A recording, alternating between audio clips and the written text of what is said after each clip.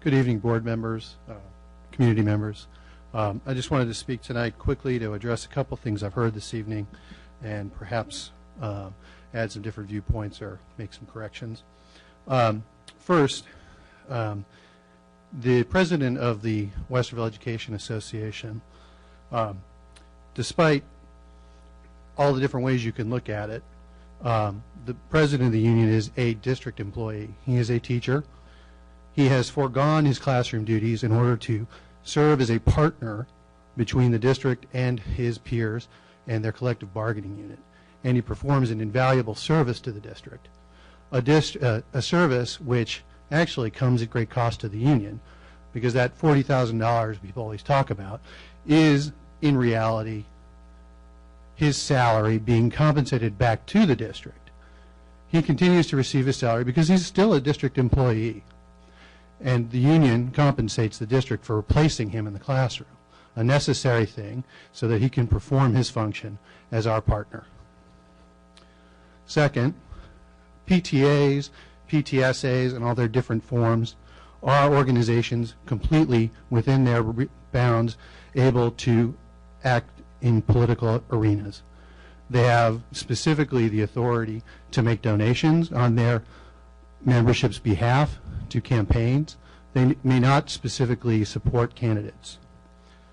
So if you don't like what your PTA is doing, show up at the meetings with the other 7 people and vote. And for those who talk about all of the fabulous plans for how the district should solve this problem by making cuts in staff salaries and benefits, all of these fabulous plans, which are always take it or leave it, would, for most employees in the district, result in a 15, 20, 30% cut in their effective salaries. I don't know any business in this area that survives when times are tough by making their employees take that kind of a cut. I've worked for some of the big companies here. I've consulted with many other companies of all sizes and shapes. Never seen anything like that. They just fire people. And there have been many concessions offered to the board over the last couple of weeks.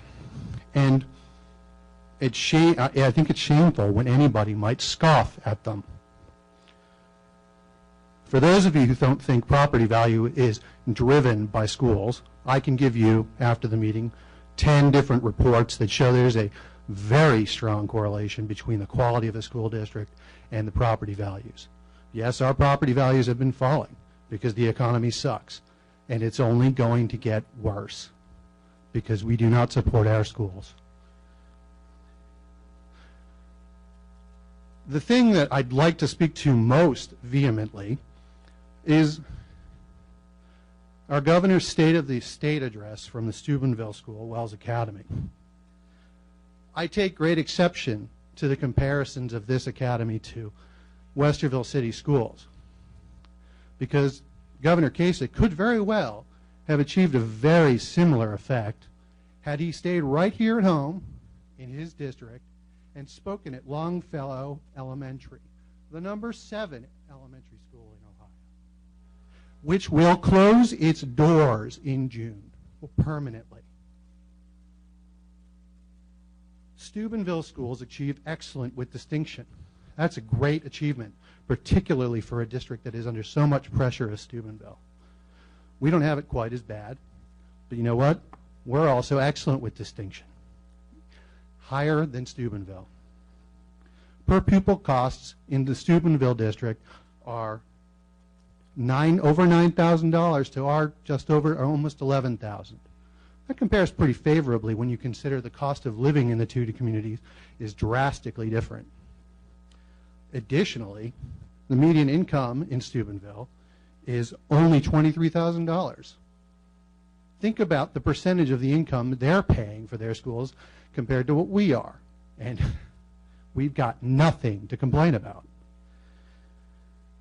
Finally, this is a vote of confidence in our community. Those of you who vote against it are voting no confidence in our community. Shared sacrifice always equals shared sacrifice by every kid in our district. 82%, that's right, we cut the 82% to make the difference and to close the gap, and that means cutting programs for kids because the programs don't get delivered without the teachers. Thank you. Thank you, Mr. Lynch.